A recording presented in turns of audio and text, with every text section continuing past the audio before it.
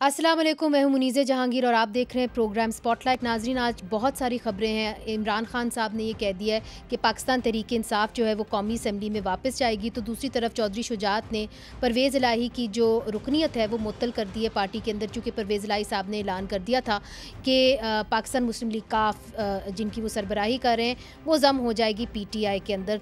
तो बहुत सारी ख़बरें इस हवाले से हैं, मगर आज जो सबसे अहम ख़बर है वो ये है कि आज पाकिस्तान की एक बड़ी हस्ती जो है हमसे बिछड़ गई है, जिन्होंने पाकिस्तान में जमहूरियत के लिए बड़ी कुर्बानियाँ दी थीं। ये हैं सुप्रीम कोर्ट बार एसोसिएशन के साबिक़ सदर अब्दुल लतीफ़ अफरीदी, जिनको आज पेशावर हाई कोर्ट के बार रूम में फायरिंग करके कत्ल कर दिया गया। पुलिस के मुताबिक मुलजिम को गिरफ्तार कर लिया गया है और उसकी शनाख्त अदनान अफरीदी के नाम से हुई है। Peshawar high court bar association ने सिक्योरिटी की नाकामी करार देते हुए ये सवाल किया है कि कैसे एक शख्स बार रूम के अंदर तक घुस आया। काबिल ज़िक्र बात यह है कि बार रूम हाई कोर्ट के अंदर वाक़ है। अमूमी तौर पर हाई कोर्ट के दाखिली रस्तों पर सख्त सिक्योरिटी के इंतजामात होते हैं। लोग सिर्फ अपना शनाख्ती कार्ड दिखाकर अहाते में दाखिल हो सकते हैं, तो कैसे फिर बार रूम के अंदर तक ये शख्स पहुंच गया, ये सवाल किया जा रहा है। नाज़रीन, अब्दुल लतीफ़ अफरीदी हमेशा से मुल्क में जमहूरियत के लिए एक तवाना आवाज़ रहे हैं। वो ज़माना तालिब इल्मी से सियासी तौर पर काफ़ी मुतहरिक थे और जनरल अयूब के दौर में फ़ातिमा जिन्ना की हमायत करने पर उन्हें यूनिवर्सिटी से निकाल भी दिया था। उन्होंने 70 की दहाई के बाद जितने मार्शल लॉ लगे उनके ख़िलाफ़ आवाज़ उठाई, जिसकी पादाश में वो मुतअद्दिद बार जेल भी गए। वो 6 दफ़ा Peshawar high court bar association के सदर रह चुके हैं और वो 2020 में सुप्रीम कोर्ट बार एसोसिएशन के सदर मुंतखब हुए। उनकी सियासी वाबस्तगी अवामी नेशनल पार्टी से रही और वो कौमी असम्बली के मेंबर भी रह चुके हैं। नाज़रीन, इस वक्त हमारे साथ हैं रहमानुल्लाह साहब, जो Peshawar high court bar association के सदर हैं। सबसे पहले आपसे पूछूंगी रहमानुल्लाह साहब, एक तो अफसोस पूरा जो मुल्क है वो सोग मना रहा है और आपने 3 दिन का सोग का ऐलान किया है, सुप्रीम कोर्ट बार एसोसिएशन ने 1 दिन के सोग का ऐलान किया है, मगर कैसे ये शख्स जो है बार रूम के अंदर तक असला लेके आ गया? क्या आप वकील जो हैं, ये भी सुनने में आया है कि आप लोग जो है अपनी सिक्योरिटी के हवाले से जो है अपनी चेकिंग नहीं करने देते गेट के ऊपर, ये दुरुस्त है? ये जो आज हुआ है ये बिल्कुल हम जितना भी कंडेम करें बहुत ही कम है, क्योंकि एक ऐसी हस्ती जो आलमोस्ट सारे उसके जूनियर शागिर्द और वो एक ऐसा शख्सियत था जिसने गरीब आवाम, स्टूडेंट, लेबर, जितने भी तबके उन सब की आवाज़ था, वो आवाज़ उठाने वाला बंदा था। लेकिन जिस तरफ आप ये जो कह रहे हैं कि सिक्योरिटी, मैं बहैसियत प्रेसिडेंट, हमारे जितने भी सीनियर जूनियर सब सिक्योरिटी के जितने भी उसके SOPs है उस पर अमल करते हैं, कोई इस तरह का मसला नहीं है। लेकिन मैं ये बहैसियत प्रेसिडेंट ये पूछना चाहता हूँ कि मैं रोज़ाना सिक्योरिटी के जितने भी कंसर्न लोग हैं, मैं उसे कहता हूँ कि भाई ये 2 फरीक हैं, ये 2 फरीक है, दोनों वकील हैं, लेकिन अगर इसमें ये दोनों आ जाए या एक आ जाए तो तुम्हें इन पर नज़र रखनी चाहिए, इसके इर्द गिर्द आपको रहना चाहिए। लेकिन नहीं, तो आप ये कह रहे हैं कि इस तरह की कोई इंस्ट्रक्शंस नहीं दी गई थी कि वकीलों को आपने चेक नहीं करना? नहीं, बिल्कुल नहीं। मैं उसे कहता हूँ कि अगर आप मुझ पर भी, तो मैं भी आपको सिक्योरिटी मैं तलाशी दूंगा। ये तो हमारे लिए आप लोग खड़े। रहमानुल्लाह साहब, अब आपका चूँकि वक्त की किल्लत होती है, मुतालबा अब क्या है बार एसोसिएशन का? खासतौर पे मुतालबा ये कि हमारी ये जो सिक्योरिटी है, हमें सिक्योरिटी फराहम के इनसाइड द कोर्ट प्रेमिसेस, क्योंकि हमें इनसाइड द कोर्ट प्रेमिसेस बिल्कुल अनसिक्योर है। जितने भी हमारे ये प्रिंसिपल सीट में मैं बैठा हुआ हूँ, Peshawar high court principal seat में पेशावर में जो प्रिंसिपल है, अगर इसका ये हाल है तो हमारे दूसरे जो जुडिशरी है, जो कोर्ट है, उसकी वो सिक्योरिटी में उसके बारे में मैं क्या कहूँगा? ठीक है, बहुत हम इनसिक्योर है, वकील इनसिक्योर है। बिल्कुल, आपने बड़ा अहम बात की है कि वकील अगर अपने कोर्ट रूम के अंदर इनसिक्योर होगा तो फिर क्या होगा, और आपने ये मुतालबा किया है कि वकला को पेशावर हाई कोर्ट के अंदर है आते के अंदर जो है वो सिक्योरिटी फराहम करने दी जानी चाहिए। मगर एक बहुत बड़ा लॉस हो गया। नाजरीन, लतीफ़ लाला जो हैं उन्होंने हज़ारों सियासी कारकुनों और शहरियों के मुकदमात जो हैं वो मुफ्त लड़े थे और खैबर पख्तूनख्वा में पश्तून तहफ़्फ़ुज़ मूवमेंट के ख़िलाफ़ जितने भी मुकदमात बनते थे उनमें अक्सरियत में वो उनकी पैरवी करते थे और खैबर पख्तूनख्वा में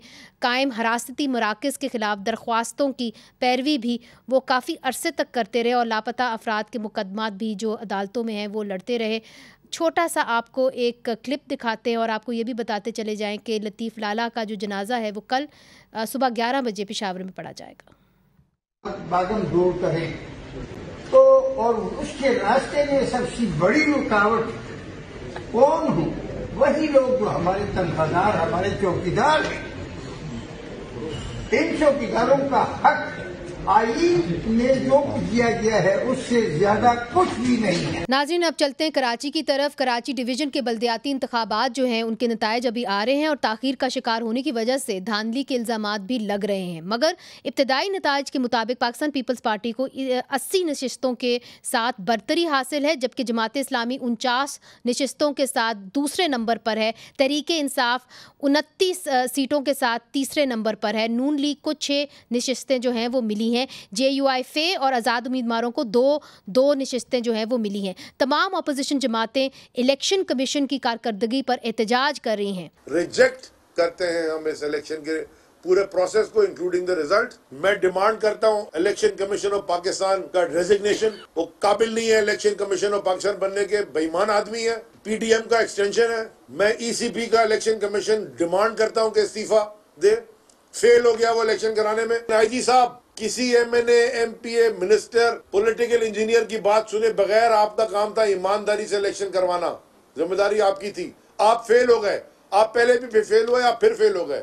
मैं आपकी भी रेजिग्नेशन डिमांड करता हूँ। बाज़ यूनियन काउंसिल ऐसी है कि जहाँ जबरदस्ती ये नतीजा तब्दील करवाया गया है। अगर हम इलेक्शन कमीशन पे ही भरोसा कर लेते और फॉर्म 11 न लेते तो हो सकता है कि हमें तो ये बिल्कुल ही किनारे लगा देते। जो आरोज भी नतीजा तब्दील करने की कोशिश कर रहे हैं उनके हाथ अभी रोके जाएं।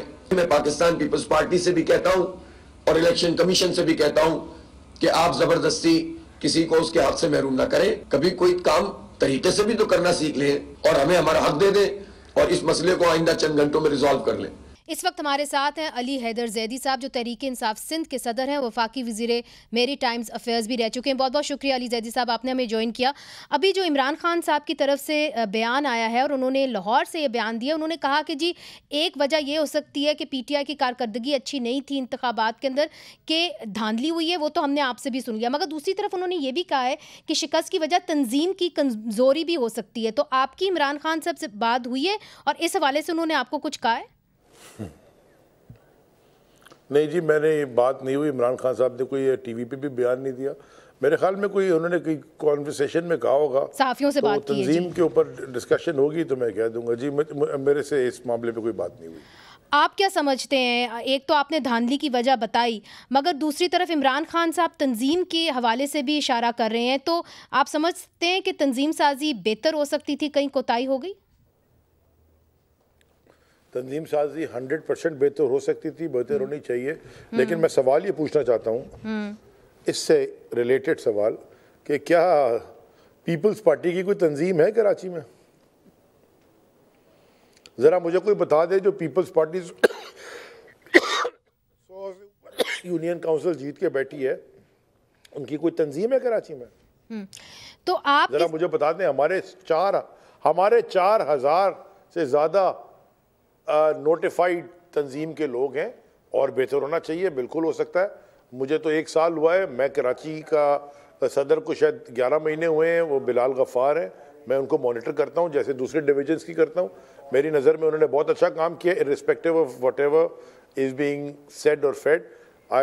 मैं बिल्कुल क्लियरली इस बात पे कह रहा हूँ कि जी अगर हमने ये इलेक्शन लड़ा, हम इलेक्शन बहुत अच्छे हमारे रिजल्ट से, लेकिन पॉलिटिकल इंजीनियरिंग अभी तक, यानी कि इस वक्त जो वक्त हो रहा है, रात हो रही है, इलेक्शन कल खत्म हो गया है जी, 12 क्या 17 18 19 घंटे हो गए हैं, अभी तक रिजल्ट्स नहीं दिए जा रहे और वो आरओस के बाहर हमारे लोग बैठे हुए, कैंडिडेट्स और MPA MNAs अरेस्ट हो रहे हैं। वो रिजल्ट नहीं दे रहे, अंदर मैनिपुलेट कर रहे हैं। मेरे पास अच्छा कम से कम 3 दर्जन से ज्यादा, मैंने आपकी प्रेस कॉन्फ्रेंस भी सुनाई है 11 से जिसपे हम जीते हुए हैं जी। आपकी प्रेस कॉन्फ्रेंस भी हमने बाकायदा सुनवाई है। मुझे ये बताइए, जो भी हतमी फैसला होगा क्या आप उसको कबूल करेंगे? मैंने ऑलरेडी रिजेक्ट कर दिया है, और मैं जो जो यूनियन काउंसिल्स के रिजल्ट्स मेरे पास आ रहे हैं, जिनके फॉर्म 11 हमारे पास हैं, उनको कोर्ट में लेके जाएंगे, क्योंकि हम जीते में बहुत सारी यूनियन काउंसिल्स। तो आप अदालत का रुख करेंगे। दूसरी तरफ पाकिस्तान पीपल्स पार्टी ये कह रही है कि जी हम तमाम जमातों से बात करेंगे मगर पीटीआई से बात नहीं करेंगे। तो जमात इस्लामी से भी उन्होंने कहा कि हम बात करेंगे। तो आपको लग रहा है कि जमात इस्लामी और पाकिस्तान पीपल्स पार्टी मिलकर अपना मेयर बना सकते हैं? ये कोई नया इत्तेहाद बन रहा है? देखें जी, ये तो पीपल्स पार्टी जवाब दे और जमात इस्लामी जवाब दे, मुझे तो इसकी मुझे नहीं पता कि वो क्या करना चाहते हैं। हम तो पीपल्स पार्टी से वैसे ही नहीं उनके साथ बात करना चाहते। उन्होंने तो डिस्ट्रॉय किया हमारी शहर को। जिस जमात ने 15 साल में इस शहर की तबाही की है, मैं उनके साथ कैसे, वो जी करप्शन रोकेंगे मिलके, क्या रबिश। सबसे करप्ट जमात के साथ मैं कैसे इत्तेहाद करूं? और अगर कभी जिंदगी में पार्टी ने इस तरह का फैसला किया तो मैं कम से कम सियासत छोड़ दूंगा।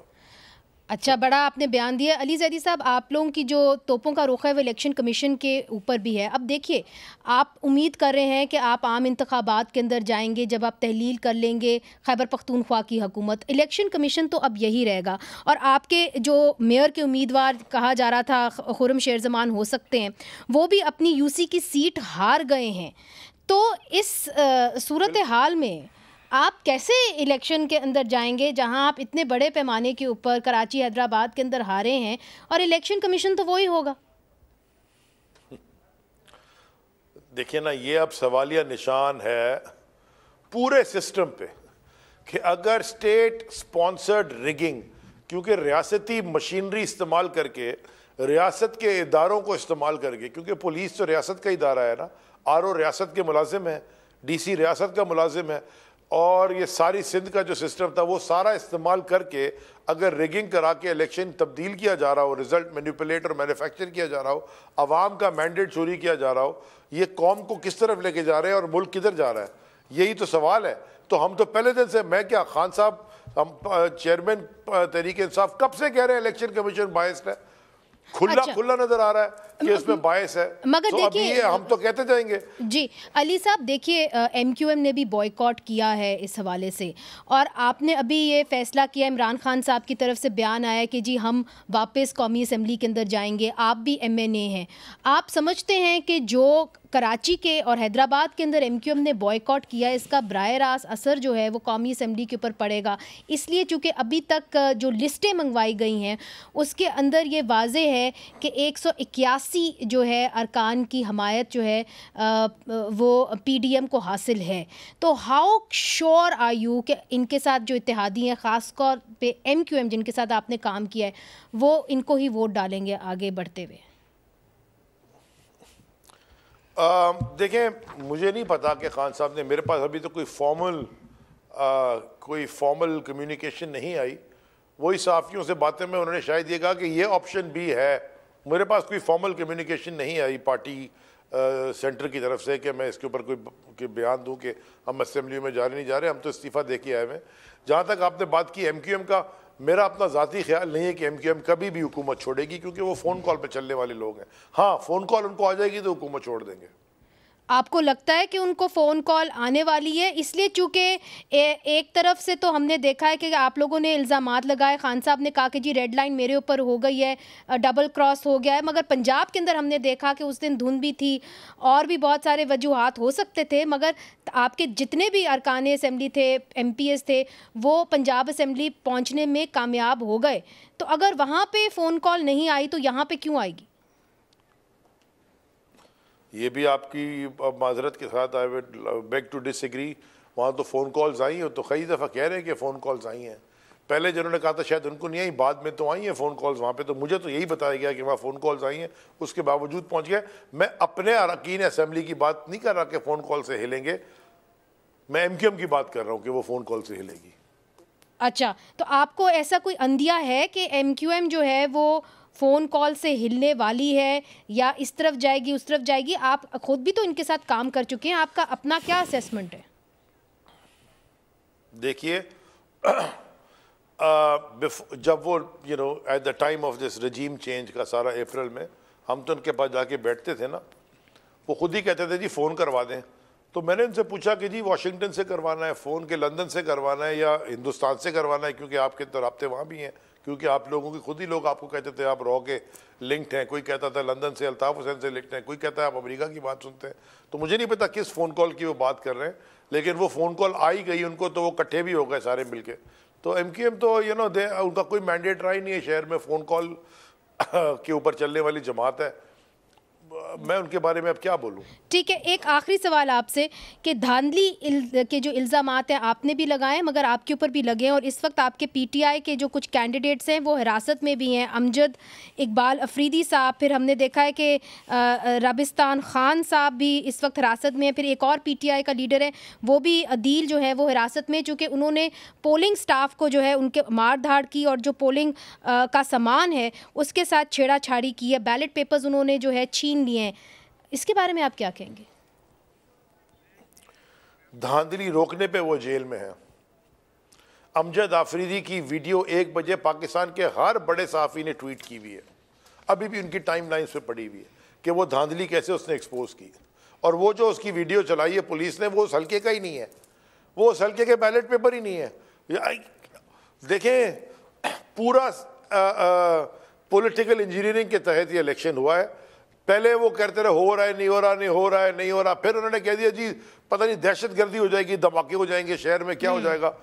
तो क्यों नहीं डिप्लॉय की फोर्सेस? देखे ना, मेरा काम है कि मैं क्या दहशतगर्दी रोकूं, या ये पाकिस्तान के स्टेट के इंस्टीट्यूशन जो लॉ एनफोर्समेंट इंस्टीट्यूशन है उनका काम नहीं रोकी। तो मुझे कह रहे हैं कि जी तो लोग बेचारे डर के नहीं निकले। अब आखिर में जब उसके बावजूद हम जीत गए बहुत सारी यूनियन काउंसिल्स, मेजॉरिटी यानी कि 80 के करीब, 85 के करीब, मेरे पास तो रिजल्ट तो 70 का तो आ गया, बाकी भी आ जाएगा, जिसमें हम जीते हुए फॉर्म 11 में।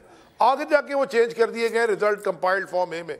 रिजल्ट ये एडिशन ही गलत की हुई नीचे, हम लेके जाएंगे कोर्ट्स में। तो अगर ये ऐसा इलेक्शन होना है तो फिर इसको इलेक्शन कौन मानता है? ठीक है, इसका मतलब है कि पाकिस्तान तहरीक इंसाफ जो है वो अदालत जाएगी। बहुत बहुत शुक्रिया अली हैदर जैदी साहब, आपने हमें ज्वाइन किया। नाजरीन, यहाँ पे वक्फा लेते, वक्फे के बाद जो है पाकिस्तान पीपल्स पार्टी और MQM का मौक़िफ़ लेना भी बहुत ज़रूरी है। जो इलेक्शंस हुए हैं कराची के अंदर, हैदराबाद के अंदर, हमने देखा है कि कंट्रोवर्शियल हैं, मगर क्या ये जो इलेक्शंस हैं ये हतमी तौर पे इनका जो रिज़ल्ट है वो कबूल करेगी MQM? ये भी बहुत अहम सवाल है। वक्फा लेते, वक्फे के बाद हाजिर होते हैं। वेलकम बैक नाजरीन। MQM पाकिस्तान ने कराची और हैदराबाद में होने वाले इंतखाबात का बॉयकॉट किया है, जैसे कि आप जानते हैं। तो क्या MQM का ये दुरुस्त फैसला था, ये सवाल किया जा रहा है। दूसरी तरफ क्या इस मुतनाज़े इलेक्शन के बाद पाकिस्तान पीपल्स पार्टी कराची में इस्तेकाम ला पाएगी या नहीं, और MQM के बॉयकॉट का बराह रास्त असर जो है वो वफाक पर पड़ेगा कि नहीं? इस वक्त हमारे साथ हैं MQM के रहनुमा फ़ारूक सत्तार साहब, जो कराची के मेयर भी रह चुके हैं। फ़ारूक सत्तार साहब, MQM ने बॉयकॉट किया इलेक्शन का, अब 5 साल तक आप लोकल बॉडी इलेक्शन से आउट हो चुके हैं, आपका अगला लाएमल क्या होगा? आप कैसे अपने आप को रेलेवेंट करेंगे? क्या ये दुरुस्त फैसला था, दानिश्वर फैसला था? मेरी बात को इस तरह आप समझें कि हमारे इस बॉयकॉट और PTI जिनके जहनों में भी उन्होंने मेयरशिप ऑफ कराची पर अपनी नजर लगाई थी और मेयर बनने के ख्वाब देखे थे, कि अक्सरियत उन्हें भी अंदाजा हो गया कि इस सारे मसले की बुनियाद मर्दमशुमारी में जो हमारी आबादी को कम गिना जाता है, और दही सिंध की आबादी और हमारा तनासुब 5 दहाइयों के बाद, 5 डेकेड्स के बाद भी 40-60 का है। सारी दुनिया का इन्फ्लक्स कराची में, सारे मुल्क का इन्फ्लक्स कराची में, फिर भी हमारी 40%, उनकी 60%, तो वजीर आला वहां से आना है। फिर 18वीं तरमीम सूबाई खुद मुख्तारी का सर, मगर देखिए सियासी लोग सियासी मैदान छोड़ते नहीं हैं। अक्सर ये कहा जाता है, बेनज़ीर भुट्टो साहिबा कहती थी कि जी सियासी मैदान नहीं छोड़ना चाहिए। देखिए, सियासी मैदान थोड़ी छोड़ा हमने, बॉयकॉट का फैसला भी एक सियासी जमहूरी अमल का हिस्सा है। बॉयकॉट उस वक्त मगर उसका क्या फायदा हुआ? कता कलामी माफ फारूक साहब, देखिए उसका फायदा ये हुआ कि पीटीआई को और जमात इस्लामी को आपके कुछ जो वोट्स आपको मिलने थे, बल्कि जो हमारी बातचीत हुई वहाँ पे आपके वोटर्स थे वो आए, उनको पता नहीं था क्योंकि आपने इतना लेट फैसला किया कि आप बॉयकॉट करेंगे। उन्होंने कहा हम तो एमक्यूएम को वोट देने आए हैं, मगर अब हम वापस जा रहे हैं चूंकि एमक्यूएम कंटेस्ट नहीं करी। तो आपने अपने वोटर को भी मायूस किया और आपने मैदान भी खाली छोड़ दिया, आप इरेलेवेंट भी हो गए लोकल बॉडी से। नहीं, मेरे ख्याल में आप सारी सियासी जमहूरी अमल को सिर्फ इलेक्शन की हद तक आप देखते हैं। अभी बताएं कि इलेक्शन से पहले मैं 73 जो सीटें मेरी हड़प कर गए, हजफ कर गए, अगर मैं उसके लिए अगर उसूलों पे ना लड़ूं तो ये तो कंट्रीन इलेक्शन तो एंडोर्स हो जाएगा, मैं वैलिडेट कर दूंगा इसमें पार्टिसिपेट करके। अब जमात इस्लामी से भी पूछेंगे ना कि वो तो मेयरशिप पर उनकी नजर थी, वो कहेंगे हमें भी बॉयकॉट करना था क्योंकि जिला वस्ती, जिला शर्की, जिला कोरंगी और जिला गरबी का औरंगी टाउन और जिला केमाड़ी का बल्दिया टाउन, ये इलाके थे कि जहां हमारी सीटें रिवायती रही हैं, जिसमें जमात इस्लामी, पीटीआई और एमक्यूएम को आपस में कंटेस्ट करना था। बाकी जिला केमाड़ी की कम आबादी में ज्यादा सीटें देकर, जिला मलीर में की कम आबादी में ज्यादा सीटें देकर और इसी तरह जिला जुनूबी की कम आबादी में ज्यादा सीटें देकर सारे जिलों को बराबर का ट्रीट करके 2.5 करोड़ की आबादी को डिसएनफ्रेंचाइज नहीं, मगर अब मुझे बताइए, अब आपका लाएमल सर, लाएमल लोग जानने की कोशिश कर रहे हैं, आपकी तरफ देख रहे हैं, वोटर्स भी आपकी तरफ देख रहे हैं। अली जैदी कह रहे हैं वो जाएंगे अदालत। पीटीआई भी मुस्तरद करें इलेक्शन को, इस्तीफा दे, जमात इस्लामी भी दे और जमात इस्लामी, पीटीआई और एमक्यूएम मिलकर ये जो कब्जा है कराची पर जिसको इस इलेक्शन के जरिए एंडोर्स किया गया, वरना तो नहीं, सिंध से इस्तीफा दे सर, क्लियर होने दे, सिंध असेंबली से इस्तीफा दे जमात इस्लामी, पीटीआई और एमक्यूएम नहीं, बल्दियाती ऐवानों से हम सबसे ये इलेक्शन छीना गया है, चुराया गया है, हमारी सीटें कम करके और कुछ जिलों की सीटें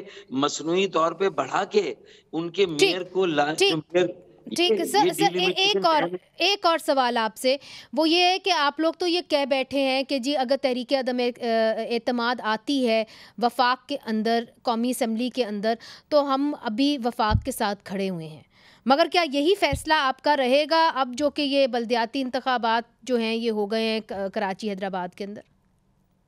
देखिए, अभी वन वे ट्रैफिक उसूलन नहीं चलना चाहिए कि सियासी जमहूरी अमल के तसलसल को कायम रखना हो, मुल्की इस्तेकाम हो, कौमी मफाद हो, मईशत को मजबूत और मुस्तहकम करना हो, डॉलर की परवास को रोकना हो कि भाई वो कहीं 250 से 350 ना हो जाए। इसलिए हमें इस पीडीएम की हुकूमत के साथ रहना है। जो हमारे साथ माहिदा पीपल्स पार्टी ने किया, जामिन पीएमएलएन और जेयूआई थी, उन्होंने जो जामिन थे वो अपनी बका की जंग में लग गए, लड़ाई में लग गए। जो यहाँ पीपल्स पार्टी थी वो पहले ही सॉलिड वेस्ट मैनेजमेंट जो बल्दियाती इख्तियारात और वसाइल 148 जो सुप्रीम कोर्ट ने फैसला किया मेरी पिटीशन पे, वो देने की भी रवादार नहीं, बल्दियाती कानून में तरमीम करने की रवादार नहीं है। जितने पॉइंट्स माहिदे में थे उसमें से एक नहीं दिया। तो अगर अब आके वो हमसे एतमाद का पूछेगी तो मेरी राय अपनी पार्टी को यह है कि पहले तो हम शहबाज शरीफ साहब से पूछे कि भाई हम आपको वोट क्यों दें, उसका तसल्ली बख्श जवाब दें, हमें कायल करें। वन वे ट्रैफिक कब तक चलेगा ना K4 का। अच्छा, तो फिर अभी आप ये कह रहे हैं कि आप सवाल जरूर शहबाज शरीफ साहब से, वजीर आजम से करेंगे कि हम आपको वोट ऑफ, जब नो कॉन्फिडेंस उनके खिलाफ आएगा तो आप ये सवाल करेंगे कि हम आपको वोट क्यों दें? You will hold him accountable, it's not a given कि आप उनको वोट ऑफ। ठीक, फारूक साहब मुतमईन करेंगे, वो मुतमईन करेंगे तो फिर मेरा वोट बैंक मुझसे सवाल करता है कि आप जो ये फैसले करते हैं एमक्यूएम के बहुत सारे फैसलों पर, मेरा वोट बैंक नाराज होकर पीटीआई और जमात इस्लामी की तरफ जा रहा है। ठीक, फारूक सत्तार साहब, अली जैदी साहब, जब से मैंने ये सवाल किया कि जी बराह रास्त असर जो हुआ है अभी लोकल बॉडी इलेक्शंस, उसका जो एमक्यूएम ने बॉयकॉट किया उसका क्या असर वफाक पे पड़ेगा, तो उन्होंने क्या जवाब दिया वो मैं आपको सुनाना चाहती हूँ, सुनाइए। जब वो at the time of this रजीम change का सारा अप्रैल में, हम तो उनके पास जाके बैठते थे ना, वो खुद ही कहते थे जी फ़ोन करवा दें। तो मैंने उनसे पूछा कि जी वाशिंगटन से करवाना है फ़ोन, के लंदन से करवाना है या हिंदुस्तान से करवाना है, क्योंकि आपके तो राब्ते वहाँ भी हैं क्योंकि आप लोगों की खुद ही लोग आपको कहते थे आप रॉ के लिंक्ड हैं, कोई कहता था लंदन से अल्ताफ हुसैन से लिंक्ड हैं, कोई कहता है आप अमेरिका की बात सुनते हैं। तो मुझे नहीं पता किस फ़ोन कॉल की वो बात कर रहे हैं, लेकिन वो फ़ोन कॉल आई गई उनको तो वो इकट्ठे भी हो गए सारे मिलके। फारूक सत्तार साहब, आपको पता है वो किस तरफ इशारा कर रहे हैं फ़ोन कॉल्स के हवाले से? मेरे ख्याल में अली जैदी जो बात कर रहे हैं ना, कुछ दिनों के बाद उनका रवैया बिल्कुल चेंज होगा। वो खुद महसूस करेंगे, वो समझ रहे थे कि एमक्यूएम को कराची से बाहर निकाल के चाहे इलेक्शन एमक्यूएम लड़े या ना लड़े, शायद पूरे कराची की सबसे बड़ी सीट मेयर की उस पर उनका कब्जा होगा। तो उनके भी दिमाग के कीड़े आज मैं समझता हूँ कि झड़ गए और निकल गए। जमात इस्लामी ने अरबों खरबों मगर वो कहते हैं कि आप फोन कॉल के इशारों के ऊपर चलते हैं। मैं समझता हूँ कि वो जो भी कहें, लेकिन अब वो खुद मुझे बताएं कि हमारा बॉयकॉट वैलिड था, सही था, जब उनकी, मेरी और जमात इस्लामी हमारे जिलों, हमारे रिवायती हलकों जहां हमें आपस में कॉम्पीट करना है, उसकी अगर सीटें कम हो जाएं, ज्यादा आबादी ज्यादा वोटर, और जो दूसरे जिले और दूसरे हल्के हो उसकी आबादी कम हो, उसके वोटर कम हो और वो ज्यादा हो और उनका जबरदस्ती मेयर लाया जाए, तो 2.5-3 करोड़ की आबादी को डिसएनफ्रेंचाइज कर दे और कराची के अमल जो बलदियाती इख्तियारात अमल दखल से बाहर कर दे। तो ये तो पीपल्स पार्टी ने अपने कब्जे को वैलिडेट किया। वैसे भी देखते हैं कि जी ठीक है, वो भी उन्होंने भी कहा है। बहुत बहुत शुक्रिया, बहुत बहुत शुक्रिया फारूक सत्तार साहब। अली जैदी साहब ने भी कहा है कि वो अदालत की तरफ जाएंगे। आपने तो ये कह दिया है कि इस्तीफ़ा दे देना चाहिए एमक्यूएम को और जमात इस्लामी और पीटीआई को, जो बल्दियाती ईवान है उससे। इस हवाले से भी हम बात आगे बढ़ाएंगे। एक वक्फा लेते हैं, कराची और हैदराबाद के ऊपर ही हमारी नज़र रहेगी। वक्फे के बाद फिर से हाजिर होते हैं। वेलकम बैक नाजरीन। ब्रेक से पहले एमक्यूएम के फारूक सत्तार साहब ने कहा था कि एमक्यूएम, जमात इस्लामी और पाकिस्तान तहरीक इंसाफ को बल्दियाती जो ईवान है उनसे इस्तीफ़ा दे देना चाहिए, चूँकि ये जो इलेक्शन हुआ है, लोकल बॉडी इलेक्शन, ये मुतनाज़ हो गया है। दूसरी तरफ पीटीआई के अली जैदी साहब ने कहा कि इस इलेक्शन के ख़िलाफ़ हम अदालत में जाएंगे। इस वक्त हमारे साथ हैं सईद गनी साहब, पाकिस्तान पीपल्स पार्टी के सूबाई वज़ीर बराए लेबर। सईद गनी साहब, ये दो बयानात सामने आए हैं। एक तरफ से फारूक सत्तार साहब कह रहे हैं कि जो बल्दियाती ईवान है उसके अंदर से ये 3 पार्टीज जो हैं इस्तीफ़ा दे दें। अगर ये इस्तीफ़ा दे देती हैं तो फिर तो इस्तेकाम आएगा ही नहीं हैदराबाद कराची के अंदर। देखिए मुझे, अब ये तो उनकी अपनी मर्जी है कि कौन इस्तीफे देते हैं, कौन नहीं देते हैं, लेकिन मेरा नहीं ख्याल है कि वो इस्तीफे देंगे। एमक्यूएम तो चूंकि इंतखाबात में उन्होंने हिस्सा नहीं लिया तो वो तो उसका हिस्सा नहीं है। पीटीआई और जमात इस्लामी की जहाँ तक बात है, मैं नहीं समझता कि जमात इस्लामी ने कोई बुरा परफॉर्म किया है। उनको अच्छी खासी नशिस्तें जो है वो कराची में मिली हैं। अगर इसके बावजूद भी उस पर वो मुतमईन नहीं है और ये समझते हैं कि जो उन्हें इस्तीफा देना चाहिए, तो वो उनकी मर्जी, लेकिन मुझे नहीं लगता कि इस्तीफे देंगे। अली जैदी साहब ने यह भी कहा कि जी हम अदालत जाएंगे इस इलेक्शन के ख़िलाफ़। उन्होंने कहा कि पाकिस्तान पीपल्स पार्टी ने रिगिंग की है इस इलेक्शन के अंदर और जो हमारे फॉर्म्स थे वो भी हमें मुकम्मल नहीं मिले। तो फॉर्म्स के अंदर तो जमात इस्लामी भी कह चुकी है कि जी कुछ फॉर्म्स जो ऐसे थे आपके, उसके अंदर भी वो मुकम्मल नहीं किए गए, तो उसके ख़िलाफ़ भी एहतजाज होगा और पाकिस्तान पीपल्स पार्टी को हमारा मैंडेट रिकग्नाइज़ करना चाहिए। तो अगर वो अदालत चले गए तो फिर से मामला जी अदालत की तरफ चले जाएंगे, फिर एक अनसर्टनिटी की सिचुएशन क्रिएट हो जाएगी। देखिए, पीपल्स पार्टी के तो तकरीबन हर फैसले को ही, या सिंध हुकूमत के हर फैसले को ही अदालत में चैलेंज किया जा सकता है, कर रहे हैं लोग, और मैं आपको बेशुमार मिसालें दे सकता हूँ। अगर इस पर भी कोई जाना चाहता है तो जाहिर है मैं तो नहीं रोक सकता किसी को, कहा कि वो जाएं अदालत में, और अदालत के सामने अगर इनके पास कोई शवाहिद है तो जरूर शवाहिद भी रखें और अदालत पर उन शवाहिद की रोशनी में जो है वो फैसला कर देगी। लेकिन मैं आपको एक चीज बता दूं कि इलेक्शन के दिन जितने वाकयात सामने आए, मतलब इतना बड़ा इलेक्शन होता है, उसमें कुछ चीजें जरूर इस तरह की आती हैं, लेकिन मजमूई तौर पर इलेक्शन का दिन जो है वो निस्बतन माजी के इलेक्शंस के मुकाबले में बहुत बेहतर था। अगर कुछ वाकयात सामने आए तो उनमें भी बेशतर वाकयात में पीटीआई के अपने लोग रंगे हाथों मुलव्वस पकड़े गए। उनके पास से बैलेट पेपर्स की बुकें भी निकली, वो मुख्तलिफ जगहों पर हमारे लोगों के ऊपर हमलावर भी हुए और उन्होंने मुख्तलिफ मकामात पर जाकर गुंडागर्दी भी की। तो ये शवाहिद तो उनके खिलाफ मौजूद है, वीडियोस मौजूद हैं, बहुत सारे एविडेंसेस मौजूद हैं, लेकिन मजमूई तौर पर इलेक्शन ठीक हुए। अच्छा, अब जो जहाँ तक धांधली का इल्ज़ाम लगाया जा रहा है, तो मुनीर जी, अगर हमने धांधली करनी होती या की होती तो मैं ये समझता हूँ कि हमारी नशिस्तें 100 के करीब नहीं बल्कि शायद 125 से ऊपर होती, इसलिए कि 125 का ऐसा नंबर है जिसके बाद हम कंफर्टेबली अपना मेयर खुद मुंतखब करवा सकते हैं। आज अगर हम तकरीबन 100 के करीब नशिस्तें जीत भी रहे हैं, तब भी हमें अपना मेयर मुंतखब करवाने के लिए किसी न किसी और जमात को अपने साथ मिलाना है। उसमें जमात इस्लामी भी हो सकती है, कुछ उसमें और भी जमातें हो सकती हैं। तो ये बात समझ से बाहर है। दूसरी बात ये कि मैं वजीर भी हूँ, कराची का पीपल्स पार्टी का सदर भी हूँ। मेरा अपना भाई एक यूसी से हार गया, दूसरी से जीत गया। अच्छा, अगर तो ये सारी चीजें हम कर रहे होते तो सबसे पहले मैं अपने भाई को जितवा लेता। मगर कई जगहों के ऊपर फॉर्म 11 जो है वो कहा जा रहा है कि वो गायब था। देखें, एक आपको चीज में बताऊं, ये कहना बड़ा आसान होता है कि हमें नहीं मिला। बुनियादी तौर पर जो पोलिंग एजेंट्स बैठते हैं उम्मीदवारों के पोलिंग स्टेशंस के अंदर, ये उनकी रिस्पॉन्सिबिलिटी होती है कि वो प्रिजाइडिंग अफसर से वो फॉर्म लेकर आए। अब अगर कहीं पर मेरा पोलिंग एजेंट ही नहीं है, या अगर कहीं पर मेरा पोलिंग एजेंट निकल जाता है, कहीं पर मेरा पोलिंग एजेंट रिसीव करने से इनकार कर देता है, तो इसका तो कोई इलाज हमारे पास मगर नहीं क्या है। आप इलेक्शन कमीशन ऑफ पाकिस्तान की कारकर्दगी से मुतमईन हैं? देखिए, एक चीज पर एतराज हमने उठाया और वो था कि जो नताइज के आने में ताखीर हुई है। जी, और उस पर मैं आपको अर्ज करूं कि 2018 के इलेक्शन जब हुए थे तो उस वक्त आरटीएस का एक निजाम था, जरूर आपने सुना होगा, मशहूर मारूफ, जो बिठा दिया गया था। अच्छा, वो एक ऑटोमेशन का एक सिलसिला था जो शुरू किया था इलेक्शन कमीशन ने, और वो ऑटोमेटेड सिस्टम था कि प्रिजाइडिंग ऑफिसर अपना जो रिजल्ट वो बनाते थे उसका वो तस्वीर लेते थे और वो अपलोड कर देते थे इलेक्शन कमीशन के सिस्टम पर, तो रियल टाइम में जो है वो ट्रांसफर हो जाता था इस्लामाबाद इलेक्शन जी बिल्कुल, रिजल्ट जो बखूबी वाकिफ हैं सब। जी, अच्छा, अब उसमें भी जो नतायज आए थे 2018 के इलेक्शन के, उसमें 4 दिन बाद भी कुछ हलकों के नतायज आए, और मुझे याद है कि लियारी के हल्के का रिजल्ट लेने के लिए हमें मुजाहरे करने पड़े, हमें प्रेस कॉन्फ्रेंस करनी पड़ी। तो this is not out of the ordinary. ठीक है, एक और बड़ा अहम सवाल है, चूंकि वक्त की किल्लत है जी, मैं ये बुनियादी इसलिए है कि इस वक्त जो इलेक्शंस हो रहे हैं वो उस ऑटोमेटेड सिस्टम पर नहीं है, ये मैनुअल है, तो इस पर ज्यादा वक्त लग सकता है उसके मुकाबले में। लेकिन आज अगर ये मुकम्मल हो जाते हैं तो मैं समझता हूँ कि शायद ये मुनासिब टाइम होगा जिसमें आ जाएंगे।